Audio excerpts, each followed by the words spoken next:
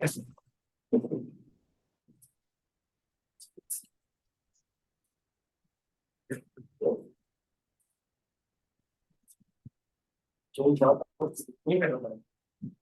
Start. Start. Students, आज हमारा जो टॉपिक है क्रिमिनल इन्वेस्टिगेशन क्रिमिनोलॉजी का हमारा डेमो लेक्चर है। ये अगर आप टॉपिक कर लेते हैं आपके 20 नंबर का क्वेश्चन पक्का हो जाता है। इसका सेकंड पार्ट है सिलेबस का और 2 क्वेश्चन आते हैं क्रिमिनल इन्वेस्टिगेशन के ऊपर टॉपिक क्वेश्चन आता है और एक दूसरे पे आता है। वो आप सिलेबस देखेंगे आपको तो और बढ़ेगा। तो सिर्फ ये वाला आज के लेक्चर सुनने से आपके 20 नंबर बढ़ गए। ये नोट्स पढ़े, ये मेरे बनाए गए, ये मैं आपको दे दूंगा। ये बस आउटलाइन लिख लें साथ साथ ताकि आपको वो आइडिया हो जाए। क्योंकि पर लेक्चर आप लोग उसकी क्रिमिनोलॉजी का कुछ पता नहीं है तो स्टार्ट करते हैं क्राइम से। क्राइम क्या होता है? तो crime offensive action which is barred by law. मतलब आप कोई ऐसा एक्शन कर रहे हो जो बार्ड बाय लॉ है, लॉ आपको लॉ नहीं करता। अब जैसे हर जगह पे लॉ डिफरेंट है तो क्राइम डिफरेंट है। जो हमारे लिए क्राइम है हो सकता है वेस्ट के लिए ना हो। ये चीज पे आ रही है। दूसरे एलिमेंट्स क्या है? एलिमेंट्स ऑफ क्राइम किसी को पता है? चलिए अच्छा, mens rea, actus rea, against law और आखिरी है कि it must be perform by woman.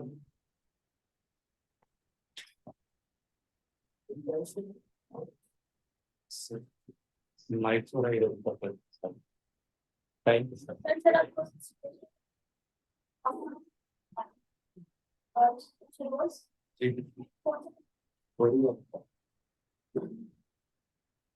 Am I audible to all of you? अच्छा, क्राइम डेफिनेशन पहले हमने अभी तक की है। सिर्फ क्राइम होता है anything which is barred by law, any offence which is committed by a person and is barred by law. अब इसके एलिमेंट्स होते हैं कुछ कि क्राइम बनता कैसे है। पहला होता है मेंस रिया। मेंस रिया होता है गिल्टी इंटेंशन। गिल्टी इंटेंशन, आपके पास गिल्टी इंटेंशन है।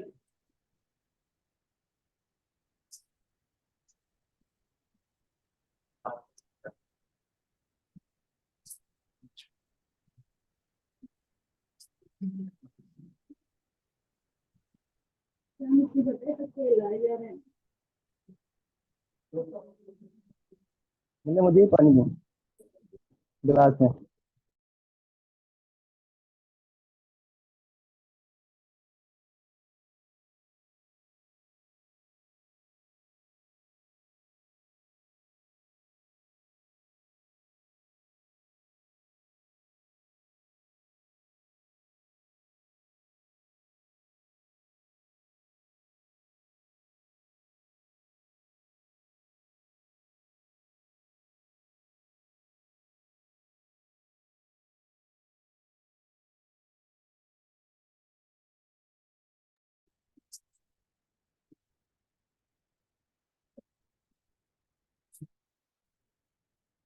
हाँ चलिए हम मेंसिया होता है गिल्टी इंटेंशन। अगर बंदे की सिर्फ गिल्टी इंटेंशन है, वो चाहता है कि मैं क्राइम करूं लेकिन वो कमिट नहीं करता, that would not amount to crime. इसीलिए ये गिल्टी इंटेंशन हो गया। ये आप प्लीज साथ साथ लिखते जाइएगा। साथ है actus rea, that guilty intention must be accompanied with act. अगर वो एक्ट नहीं करता, उसके सिर्फ दिमाग में गिल्टी इंटेंशन है, that would not amount to crime. और तीसरी बात, दैट मस्ट बी, जो वो क्राइम कर रहा है या जो वो इंटेंट रखता है, मोटिव उसका है क्राइम करने का, that must be against the law. अब जैसे पाकिस्तान में पाकिस्तान पीनल कोड पीपीसी ताज़िरात पाकिस्तान, ये सारी ऑफेंसेस को डिफाइन करती है कि कौन सा ऑफेंस है, उसकी क्या क्या पनिशमेंट है। अगर एक बंदा उसके अंदर ऑफेंस कर रहा है या कुछ स्पेशल लॉज होते हैं जैसे पीका हो गया, prevention of electronic crime ordinance, अगर बंदा उसके अंदर ऑफेंस कर रहा है और उसके अंदर ऑफेंस, उस ऑफेंस के अंदर और उस लॉ के अंदर उसकी पनिशमेंट दी हुई है, तो then it would constitute a crime. अब ये जो है ना, ये जो था इसका पॉइंट, ये थोड़ा अभी क्या लो कंट्रोवर्शियल है, क्योंकि अब जो मॉडर्न डेज आ रहे हैं ना, जैसे मॉडर्न लॉ मेकिंग हो रही है, उसके अंदर अब जो क्राइम जानवर भी कमिट कर रहे हैं वो भी आप क्राइम में कंस्टिट्यूट करते हो। जैसे अब डॉग बाइट कर रहे हैं किसी को, तो वो उस बंदे पे भी करेंगे और उस पे भी करते हैं, कुछ स्टेट्स में, पाकिस्तान में नहीं है। लेकिन ये ह्यूमन करे तो क्राइम होगा। ये 4 आपके मेन एलिमेंट्स ऑफ क्राइम। अच्छा जी, ये हो गया क्राइम। इसके बाद है क्रिमिनल इन्वेस्टिगेशन। इसका कॉन्सेप्ट कहाँ से स्टार्ट होता है? पहले जमाने में 13th सेंचुरी 14th सेंचुरी, जिसे आप डार्क एजेस कहते हैं, इससे पहले अगर कोई क्राइम कमिट होता था तो ये नहीं समझा जाता था कि बंदे ने किया, वो ये समझते थे डीमंस ने किया, या that he is accompanied by demons. मतलब अगर कोई अच्छा एक्ट कर रहा है तो कहेंगे ये गॉड इसके साइड पे है, अगर फिर वो बुरा एक्ट कर रहा है तो कहेंगे ये डीमंस के स्वे में है। और दूसरा, उस टाइम जो ट्रायल्स होते थे वो ये होते थे कि अगर 2 फैमिलीज के बीच में तनाजा है ना, तो दोनों फैमिलीज को आपस में कहा जाएगा कि आप एक दूसरे से लड़ो, जो जीतेगा, जो सच्चा होगा वो जीत जाएगा, जो झूठा होगा वो वैसे ही हार जाएगा। मतलब पहले ये क्रिमिनल इन्वेस्टिगेशन होती ही नहीं थी। तो क्रिमिनल जस्टिस सिस्टम जो था, सजा का और जजा का सिस्टम, वो आर्बिट्रेरी था। उसके बाद रेवोल्यूशन हुई, इमरजेंस ऑफ क्रिमिनल इन्वेस्टिगेशन की। ये 13th 14th सेंचुरी के बाद जाके जब वो ब्रिटेन में थोड़ी इंडस्ट्रियल रेवोल्यूशन आई है, तो उनके 2-3 पॉइंट्स है, पैरिश कॉन्स्टेबलरी और एक ब्लैक नाइट्स, उन्होंने बंदे रखे to maintain law and order situation. सिर्फ उनका पर्पस ये था कि अब कोई क्राइम होगा तो पहले हम लॉ एंड ऑर्डर मेंटेन करेंगे, और उसके बाद पहले हम आइडेंटिफाई करेंगे कि कॉज किया है, क्राइम किसने कॉज किया है, उसका गोल क्या था, जो क्रिमिनल है उसका गोल क्या था, या किया क्यों है। ये इसकी एवोल्यूशन इस तरह हुई है। पहले आर्बिट्रेरी था, जिसको मर्जी दे चाहे आप सजा दे दो, लेकिन अब जो है क्रिमिनल इन्वेस्टिगेशन एक प्रॉपर हैंडबुक बन चुकी हुई है, एक पूरी गाइडलाइन है, जो इवन सीआरपीसी पाकिस्तान का लॉ है उसके अंदर भी गिवन है, 154 से लेके वो मैं आपको समझाता हूँ, है ना। ये procedure step forward in the criminal investigation. ये इन्वेस्टिगेशन अब देखें, सबसे पहले क्राइम कमिट हो गया, अब उसके बाद क्या होगा? देखिए, कमीशन ऑफ ऑफेंस, एफआईआर किस सेक्शन के अंदर होती है? 154। देखो, अगर आप 154 लिखोगे ना, तो ये चीज आपको स्टैंड आउट कर देगी बाकी कैंडिडेट से। ये तो बंदा, हर बंदा लिखेगा एफआईआर, लेकिन आप अगर सेक्शन 154, ये आज आपके लिए आप 2-4 दिन प्रैक्टिस करो, याद बताएगा। ठीक हो गया।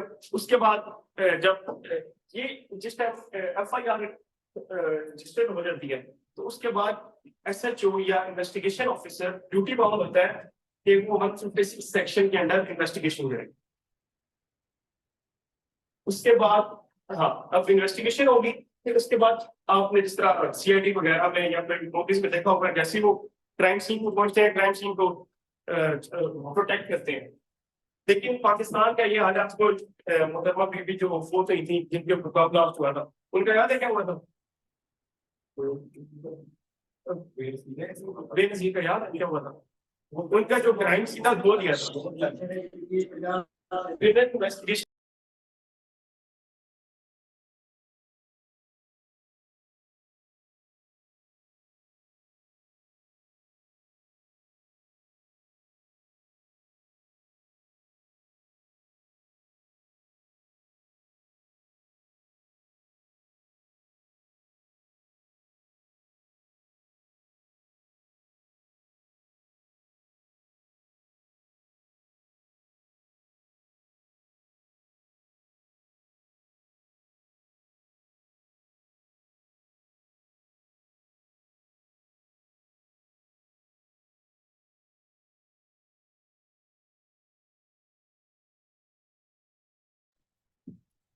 उसके बाद रिकवरी ऑफ आर्टिकल्स, जब क्राइम सीन होता है उस पे वो कहते हैं ना कि किसी का कोई बाल रह गया था, किसी का कोई फिंगरप्रिंट रह जाता है। अब ये जो रिकवरी ऑफ आर्टिकल्स है ना, ये पुलिस जाती है क्राइम सीन पे, क्राइम्स इन्वेस्टिगेशन ऑफिसर के कमांड में क्राइम सीन पे जाती है, और रिकवरी ऑफ आर्टिकल्स, सारे आर्टिकल्स लेकर आती है। मतलब जो जो वहां से क्राइम सीन पे उस टाइम दरियाफ्त होगा वो जाके लेकर आएगा। अच्छा जी, रिकवरी ऑफ आर्टिकल्स भी आ गए। उसके बाद चार्ज होगा। चार्ज होता है फॉर्मल एक्यूजेशन, मतलब चार्ज ऐसे समझ लो कि एफआईआर में जो सेक्शन में लगाते हैं ना कि इसने कत्ल का किया, 302 लग गया, अब 302 का चार्ज लगेगा। अब उसको 2 पार्टीज होंगी, एक डिफेंस होगा, एक प्रोसिक्यूशन होगा। एक पार्टी ने कहना है कि ये ठीक है, दूसरी ने कहना है ये गलत है। वो किस तरह डिसाइड होगा? ट्रायल्स तो ये आपका ट्रायल, ये आप क्रिमिनल इन्वेस्टिगेशन का ये टेक्निक्स हैं, ये आप फ्लो चार्ट बनाएंगे तो अच्छे नंबर मिलेंगे। और इस यहाँ तक किसी को भी अच्छी समझ नहीं आएगी सर पक्का? जी जी बिल्कुल।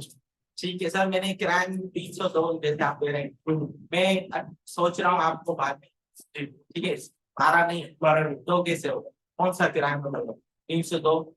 नहीं, वो देखो आपने मारा नहीं है तो वो क्राइम हुआ ही नहीं। ये देखो मेंस रिया सिर्फ एक्ट की हुआ, अच्छा क्राइम नहीं है। वो आप जो पूछ रहे हैं ना कत्ले शबीह हम, वो और चीज है। वो कह लो कि आप इंटेंशनली नहीं मारा या इंटेंशनली मारना है या नहीं मारना, वो और चीज है। आप देखो पहले इन एलिमेंट्स को पूरा करोगे तो वो बनेगा। आपने मुझे मारी नहीं है, मैं मरी नहीं हूं, तो क्राइम होएगा ही नहीं। धमकी होती है, धमकी देना और चीज है। धमकी देना उसके खिलाफ दाव पे है, एक्ट भी है। आपने मुझे डिफेम किया, आपने मुझे धमकी दी, मैं अगेन हुआ कि बंदे से सही, तो मैं चला जाऊंगा आपके खिलाफ, उसके लिए अलग लाभ हो, उसके लिए अलग लॉ, अलग लॉ। सेम सर जैसे क्रिमिनल इंटिमिडेशन सेक्शन है 503, वो क्रिमिनल इंटिमिडेट होता है किसी को डराना धमकाना, वो उसके अंदर आएगा। सर जैसे ये फिलोसफर आपने खाया है, जी जी ठीक है, मैंने किसी का कत्ल कर दिया, किसी ने मुझसे यहाँ पे कोई भी नहीं था, देखने वाला नहीं था, तो पुलिस मुझे कैसे पकड़ेगी? कोई मैंने किसी का कत्ल करके मैंने, अच्छा आपको इस लॉस में पता है लॉस क्या कहते हैं? तो आपका ये चार्ज, ये जो ट्रायल होगा ना, यहाँ पे आप बरी हो जाओगे, नहीं पकड़े जाओगे एक दफा।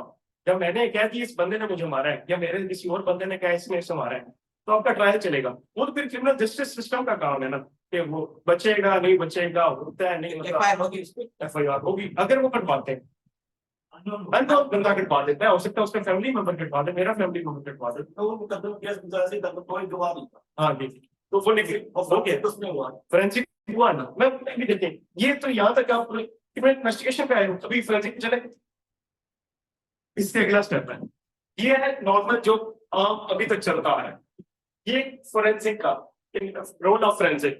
अब फोरेंसिक पे चलते हैं जी, दो कदम गा देते हैं। अगर आप लेट आए हो,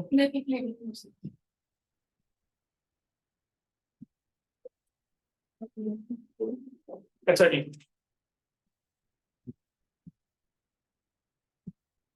डीएनए टेस्ट हो गया, नो कदम कवर। ये ना कुछ फोरेंसिक की चीजें हैं, एक होता है ओडोंटोलॉजी, ओडोंटोलॉजी होता है दांतों की, दांत को करके ना देखना किसकी एज क्या है। अब ये बंदा चालाक बंदा है, ये मुझे मार देता है, फिर कहता है मैं 18 से कम हूँ, अंडर 18 हूँ। अंडर 18 को फांसी नहीं होती, लेकिन उसके लिए इसको चेक करने के लिए ये बंदा वाकई 18 अंडर 18 है, एमनोलॉजी का टेस्ट होगा, पैथोलॉजी होता है, उसके अलावा हैंड राइटिंग का टेस्ट होता है, उसके अलावा ये सीसीटीवी, अब जो सीसीटीवी कैमरा था वो यूज होते हैं। मॉडर्न एक्सपर्ट एविडेंस को बुलाया जाता है। एक्सपर्ट एविडेंस होता है कि अब हमें तो नहीं पता, MR ये देखो, MLR और MCR, medical legal certificate, MLC sir, medical legal certificate.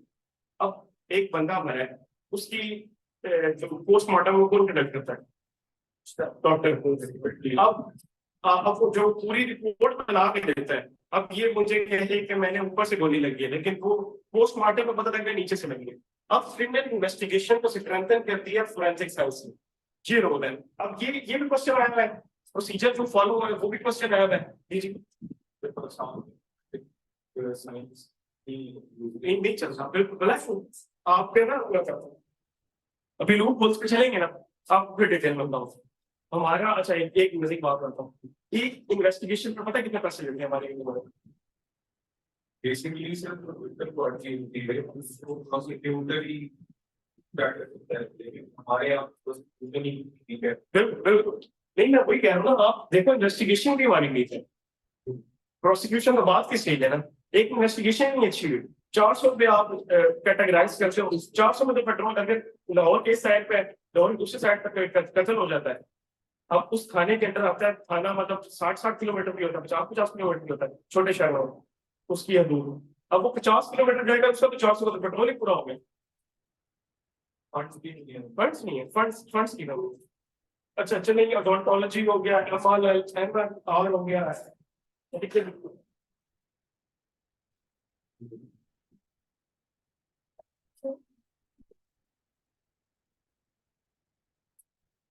अच्छा जी, फिर मेडिकल जूरिस्प्रूडेंस हो गया, एक्सह्यूमेशन हो गया। मेडिकल जूरिस्प्रूडेंस की एक पूरा सब्जेक्ट पढ़ाया जाता है जिसमें ये चीजें आइडेंटिफाई होती हैं कि ये चीजें पता लगती हैं, ये चीजें पता लगती हैं। अब पंजाब फोरेंसिक एकेडमी भी है, पंजाब फोरेंसिक लेबोरेटरी भी है और एकेडमी भी है जो ये चीज को मेडिकल जूरिस्प्रूडेंस को बढ़ाती है। अब एक्सह्यूमेशन का किसी को पता है? एक्सह्यूमेशन, एक्सह्यूमेशन होता है बंदा मर गया, कबर के अंदर है, कबर कुशाई किसे कहते हैं? कबर कुशाई। अब वो उसके लिए भी पंजाब फोरेंसिक करेगी लेबोरेटरी। ये चीजें आप क्रिमिनल इन्वेस्टिगेशन अगर प्रॉपर करना चाहे तो इस वजह से स्ट्रेंथन होगी। अच्छा जी, इधर आते हैं। ये चीजें लिखी हुई है ना, ये आपको वैसे शायद ना समझ आए लेकिन मांग करा दो। चलो जी, कंडक्ट कौन कहता है इन्वेस्टिगेशन? कौन? आयो आईओ। लेकिन जो मैटर जिसमें वुमेन की मोडेस्टी हो और जिसमें नेशनल इंटरेस्ट या पब्लिक इंटरेस्ट शामिल हो, फिर वो कौन सा? सर फीमेल वो तो ठीक है, फीमेल करेगी जी। वो तो, लेकिन हो गया ना कि अगर वुमेन की मोडेस्टी है उसमें तो फीमेल का होना जरूरी है, कंपनी करना जरूरी है। लेकिन कोई ऐसा मैटर है जो स्पेशल है, नेशनल इंटरेस्ट का मैटर है, तो अगेंस्ट द स्टेट है, वो कौन करेगा? वो एसपी करता है। ये दो फर्क है, ये भी आप बस नोट कर लें। उसके बाद हम आयो तो जनरल करता है, अगर 302 आ गया तो उसके लिए तो आई को करेगा, आई को एसएचओ ही होता है, वो अपनी जो पावर्स है वो कन्फर्ट कर सकता है। अच्छा ये पुलिस रूल है, वो वैसे मैं ना आपको रूल्स और सीआरपीसी में लेके नहीं जाना चाह रहा, पहला दिन है वो, फिर आप कहोगे बड़ा मुश्किल है। तो प्रोसीजरल स्टेप्स हो गए हैं। अच्छा जी, ये भी हो गया। इन्वेस्टिगेशन होती है, कोई टुकड़ा मार दो। ठीक है, ठीक है, बस वर्ड्स यूज करने हैं, वर्ड्स यूज करने हैं, वर्ड बेशक आप, हाँ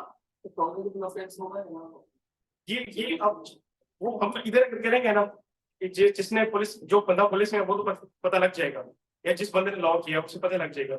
इन्हें कॉग्निजेबल नॉट कॉग्निजेबल में नहीं लेता, ठीक है, वो मैं आप बाद में बात कर लेंगे।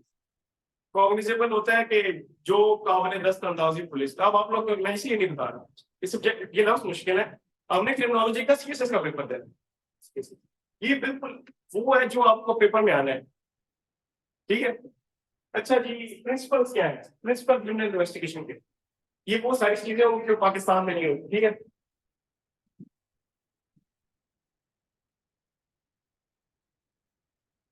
अच्छा जी, मैं आपको डिटेल्स में दूं।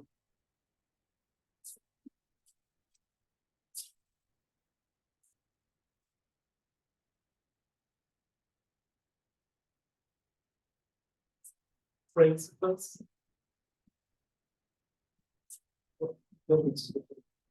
अच्छा ठीक, right to fair trial Pakistan में है, राइट नहीं है ना? It's fair trial. जो जो पाकिस्तान में जो पाकिस्तान जस्टिस सिस्टम के फ्लॉज है ना, वो इसे दिखते नहीं। फेयर ट्रायल, ये जो चीजें लिखोगे ना बेटा, ये आपका क्रिमिनल जस्टिस सिस्टम का जो क्वेश्चन है उसमें भी आएंगे, ओवरलैप करता है ना। अच्छा नहीं, इम्पार्शियलिटी, एसएचओ या आई इम्पार्शियल नहीं जो होता है, जो पैसे देगा उसकी तरफ हो जाएगा।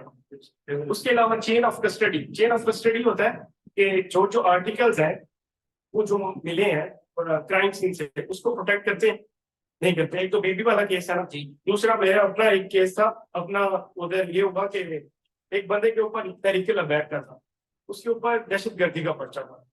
अब उन्होंने कहा कि इससे जो मवाद बरामद हुआ है ना, वो इतने ग्राम जो है ना धमाका केस मवाद है। हाँ 780 बोला गया ना, तो उन्होंने कहा इतना ज्यादा मवाद है। हमने कहा कि हमें दूसरा वाला में था, हमने कहा हमें वो ला के प्रेजेंट किया जाए कोर्ट, अब उनके पास कोर्ट में मवाद हो, अपने पास छुट्टी केस बना देते, ये वाला सीन है। इम्पार्शियलिटी भी नहीं रहती,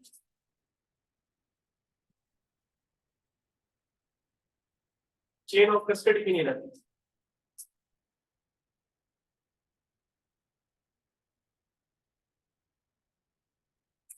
और एसओपीज एंड प्रोटोकॉल जो कि फॉलो करने होते हैं वो कभी भी नहीं होते।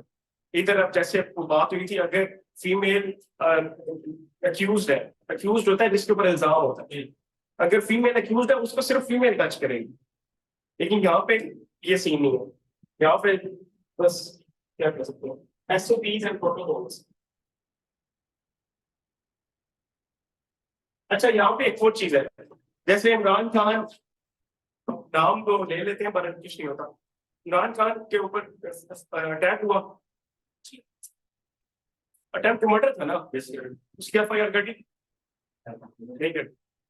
अब कुछ केस लॉज है, केस लॉज होते हैं कि मतलब जो प्रेसिडेंट्स होते हैं, एक है सुगरा बीबी, ये लिख लो वैसे, ये हर जगह नाम है, सुगरा बीबी वर्सेस स्टेट। ये चीफ जस्टिस आसिफ खोसा ने दिया था, उसने कहा था SHO is duty bound to register an FIR, लेकिन एसएचओ नहीं कर रहे।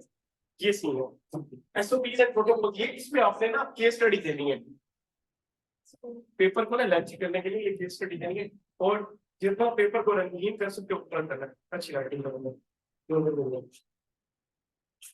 हाँ, एक और है, टॉर्चर नहीं करना।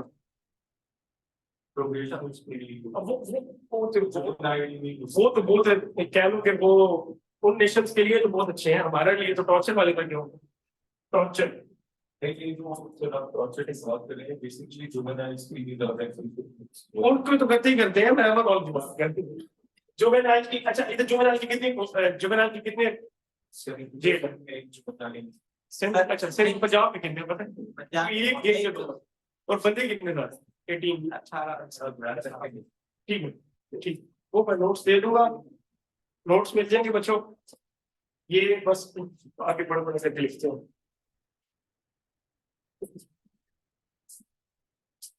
अच्छा जी, टॉर्चर के बारे में बात कर रहे थे। पीपीसी कॉन्स्टिट्यूशन ऑफ पाकिस्तान का आर्टिकल 14 कहता है कि there should be no torture. और डबल जेपर्डी होता है कि एक बंदे के ऊपर एक दफा सजा हो गई है, दोबारा उससे नहीं होगी। डबल जेपर्डी होता है कि एक बंदा है, उसने एक क्राइम या ऑफेंस कमिट किया है, उसको एक दफा 25 साल या 10 साल सजा हो गई है, उसको दोबारा नहीं होगी, उसी ऑफेंस में नहीं होगी। लेकिन इधर पाकिस्तान में ये भी नहीं, एक कॉम्प्रोमाइज है, कॉन्फिडेंशियलिटी रखी जाएगी। मतलब अगर आयु इन्वेस्टिगेशन कंडक्ट कर रहा है तो उसको वो कॉन्फिडेंशियल रखेगा, लोगों को नहीं बताएगा, डिफेम नहीं करेगा। ये हो गया जी।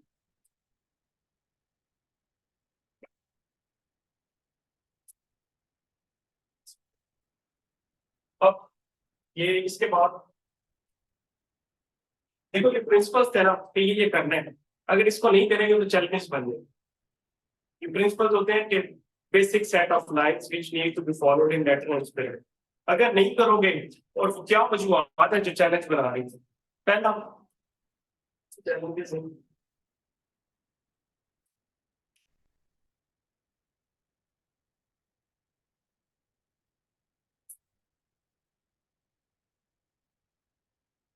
पहले आपको क्या वजूहत बताई, मैंने क्या कहा था कि पाकिस्तान में सबसे क्या प्रॉब्लम? Budget problem.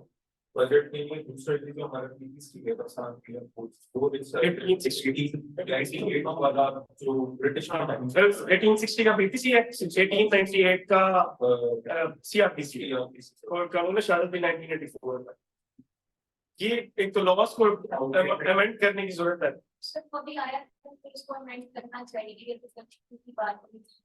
देखिए, इंडिया ने कर लिया, हमने नहीं किया, इन्होंने करना भी पड़ेगा। अभी भी जो मिनिमम सजा है ना, तो मतलब फाइन 1 रुपया भी रखा है, अब 100 रुपया भी फाइन है। अगर आप अपनी सजा, अगर आप देखो पेनल्टी होती है ना, अगर आप फाइन कमिट, अगर आप फाइन करते हो ना, मतलब सिलेक्ट्रिक फाइन में 100 रुपये अगर आप दे देते हो, आप बच जाते हो। यहाँ तक जो हालात है। और दूसरी बात, प्रोसिक्यूशन बड़ी खराब। क्रिमिनल सिस्टम के पिलर्स होते हैं, पहला होता है जो ये प्रोसिक्यूशन, फिर होता है प्रिजन, फिर होता है जुडिशरी, फिर पैरोल एंड प्रोबेशन। ये 5 है। एक हर चीज के अंदर फ्लॉ है, लेकिन स्टार्ट प्रोसिक्यूशन से होता है ना। जब प्रोसिक्यूशन और इन्वेस्टिगेशन खराब होगी तो जुडिशरी ने क्या फैसला करना है? लॉ के मुताबिक। लॉ क्या है? पुराने और प्रोसिक्यूशन खराब केस कर देती है, इन्वेस्टिगेशन इतनी होती नहीं है कि आप किसी को कन्विक्ट कर दो या किसी को डिस्चार्ज करो, ये इशू है। चलो एक क्रिमिनल इन्वेस्टिगेशन से इसमें था कि टाइम का एक रोल है, दूसरा फंड्स बड़े लिमिटेड है, और आपने तीसरा क्या बोला था? आउटडेटेड लॉज हो गए, प्रोसिक्यूशन हो गई, और इन्वेस्टिगेशन फ्लॉड है। ये सारे देखो चैलेंजेस आपने बना लिए।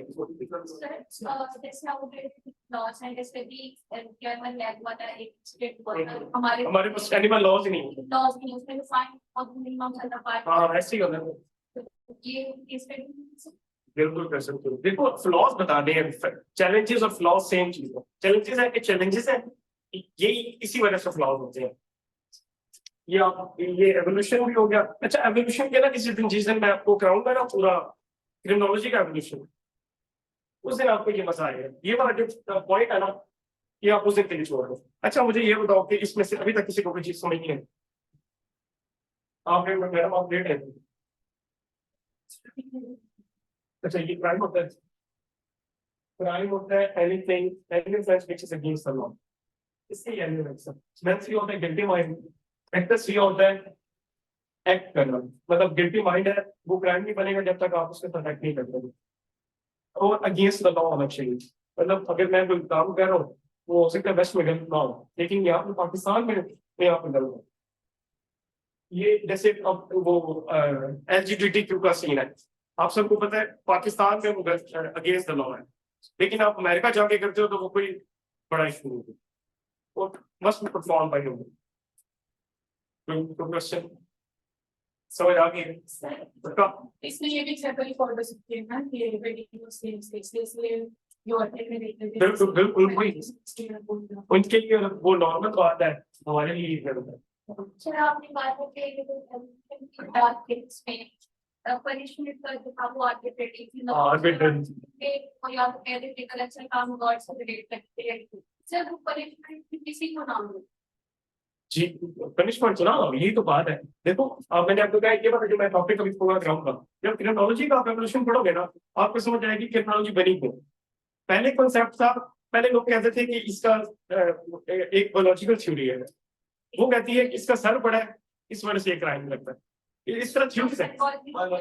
साइकोलॉजिकल है, वो कहता है सोशल है। ये वैसे बात तो ठीक है, रॉबर्ट मर्टन की सोशल लर्निंग थ्योरी ठीक है। एक बच्चा शुरू होते से ही अपना क्राइम वाले सीन में रहेगा, पीयर्स वो सच है, सोशल लर्निंग होती है। देखो आपका जो घर का बैकग्राउंड है वो आप लोग यहाँ पर उतारते हो, ना चाहते हुए भी कोई बंदा छुपा नहीं सकता। ये सीन है, अगर आप क्रिमिनल फैमिली में पैदा हुए हो तो आप क्रिमिनल होते हो, वो चांस टेंडेंसी ज्यादा होती है। चलो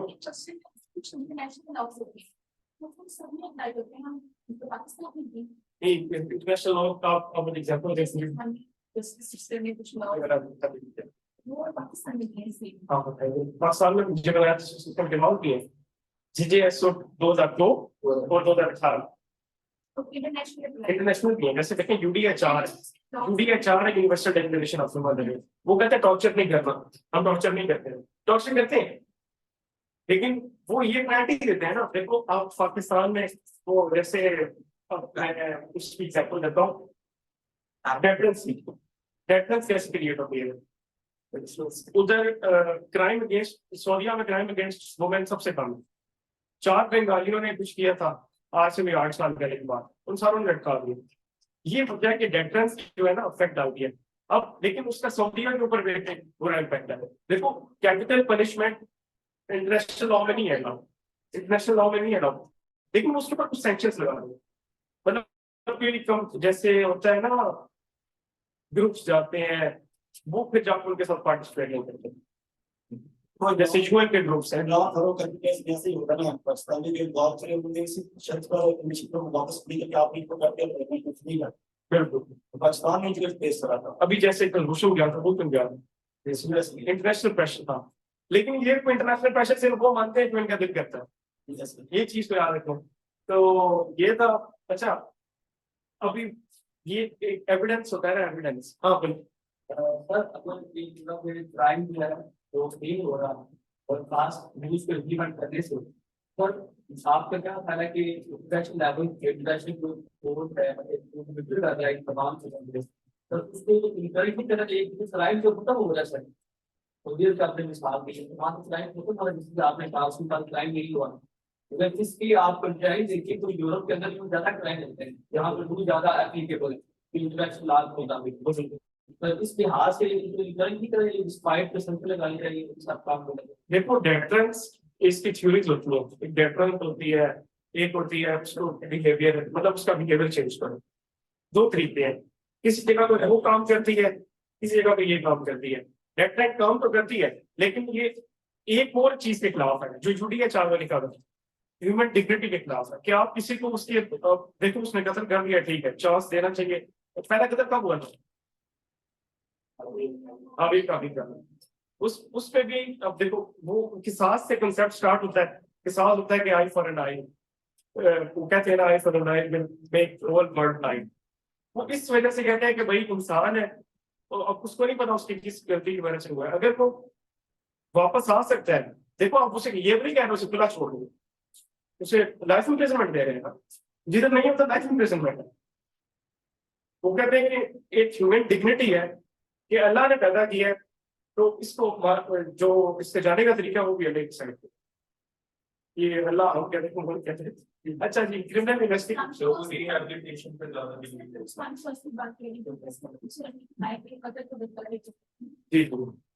जी नहीं, इस्लामिक लॉ में दियत भी है, इस्लामिक लॉ में दामान भी है, के साथ ये देख लेकिन जो माफ कर देते माफ करने वाला सुनती है। सर अगर किसी कुछ केस ऐसे होते हैं कि उसमें जो अपोजिट पार्टी है वो नहीं आके दोस्त की बात तो वो अब पाकिस्तान में जो रिपोर्ट है वो उसको भी माफ कर दिया नहीं करते, क्यों नहीं करते, ये किसने कहा? जब एक पार्टी नहीं आ रही ना तो उसके खिलाफ डिक्री हो जाती है, और फिर उसकी अगर कोई प्रॉपर्टी का मैटर है तो उसकी प्रॉपर्टी सीज हो जाती है, और उसके एक्स पार्टी डिक्री होता है, एक्स पार्टी डिक्री। एक पार्टी आई दूसरी पार्टी आ ही नहीं रही तो उसके खिलाफ एक्स पार्टी डिक्री होगी। अब जो डिक्री होगी वो उसके मतलब अगर आप कोर्ट के जो केस है ना तो उसके इफेक्ट पड़ेगा उसके खिलाफ नहीं, मतलब जज को पता लग जाएगा ये बंदा गलत है, खुद नहीं आ रहा, जो बंदा ठीक है वो तो जाएगा ना। ये सुने केस में उन्होंने हम बड़ी केस में दूसरे देखें, अब हर केस के ऊपर डिफरेंट है। आप मुझे बताएं कोई ऐसी चीजों पे को बता दो ना, ऐसे नहीं है हर मुझे देखो कोई पीका है, कोई सिविल क्राइम्स है, कोई क्रिमिनल है, कोई क्या है। 9-4 जी 9-4 वो क्या होता है? शराब क्या दोबारा बोलो किस? अच्छा अच्छा अच्छा, थोड़ा डार्क। शराब भी पाकिस्तान के लोगों में अगर आप अगर आप दूध के अंदर कमरों के अंदर बैठते हो तो पब्लिक में जाओगे तो बोलता है तब कुआं वाला छूट जाता है, शराब वाला नहीं छूटता है। ऐसे ही है। मैंने कहा है कि एक गुड पार्शियलिटी है, जी सर। इधर जस्टिस सिस्टम दिखता है। अच्छा अब आप कुछ सवाल करें। सर वो रेमिटेंस केस में जो दियत दी गई है वो भी इसी केस में यानी कि वो इस्लामिक लॉ को लेकर आ गए थे, लेकिन उसको छोड़ना था उसकी दियत प्रेशर तफियत मस्त मजाक वो भी दे देते। अब माफिया सदीकी का केस आपको पता उसमें क्या होगा? इसमें तो कुछ भी वही करूंगा ये क्यों नहीं करूँगा, क्या है उसके पता है वो क्या थी? सर वो उस पर चार्ज किया गया कि 4 अमेरिकन को उस दिन ज्यादा फाइट किए। नहीं ये तो होना था ये था कि उनके बारे में ये तो कुछ यानी फॉर्म्स ये इससे रिलेटेड कोई मटेरियल वगैरह तो भाई अफगानिस्तान उसका जो फ्रंट ऑफ अफगानिस्तान था तालिबान के साथ और उसका तालिबान से आपस में था, एवं वो किसी को था पागल है। दूसरा ये भी था कि सर जो उनके केस किया है वो केस में अमेरिकन पर उसने गन से फायर किया और फिर उनका यार नहीं किया होगा मैं कौन से होती है, बट ये कह रहा हूँ कि उसका भी एक कॉम्प्रोमाइज की वजह ये नहीं मैं कह रहा डर चाहिए, लेकिन कॉम्प्रोमाइज देखो आपका तल्लक तालिबानों के साथ है, ना चाहते हुए भी है तो सही है, तो वो कॉम्प्रोमाइज है। अब वो अपने खिलाफ बंदा बर्दाश्त नहीं करेंगे। अच्छा जी अब चलते हैं एविडेंस। एविडेंस की टाइप्स होती है, एविडेंस क्या होता है? एविडेंस कलेक्ट कैसे करते हैं? एक होता है बंदे, एक होता है बंदे। आप पासर बाय आप जब क्राइम कमिट हुआ 7 से गुजर रहे थे तो उसे कहते हैं पासर बाय। दूसरा होता है एक कुछ होते हैं प्राइमरी, कुछ होता है सेकेंडरी। प्राइमरी होता है कि क्राइम कमिट हुआ जो जो मौका महल पे मौजूद थे, मतलब मौका वारदात पे मौजूद थे, क्राइम सीन पे मौजूद थे। और कुछ होते हैं सेकेंडरी जो कहते हैं कि हम उस टाइम मौजूद नहीं थे लेकिन हमने इस बंदे को जाते हुए देखा, इसने यहाँ से एक खंजर खरीदा, ये वेपन खरीदा। अब जो कहेगा ना कि इसने वेपन खरीदा वो सेकेंडरी हो गया क्योंकि उसने डायरेक्ट आई विटनेस नहीं था। बट जो पहला वाला था प्राइमरी जिसने अपनी आंखों से देखा है वो आई विटनेस है, वो लिखिए होगा। इसके अलावा एक प्ली ऑफ एनी पॉइंट, ये वैसे टॉपिक खत्म हो गया हमारा। अच्छा मैं टॉपिक के इंपॉर्टेंस बताता हूँ। आप पास्ट पेपर्स देखें 20 नंबर का क्वेश्चन पक्का आता है। मेरे पास एक मोबाइल है पास्ट पेपर्स।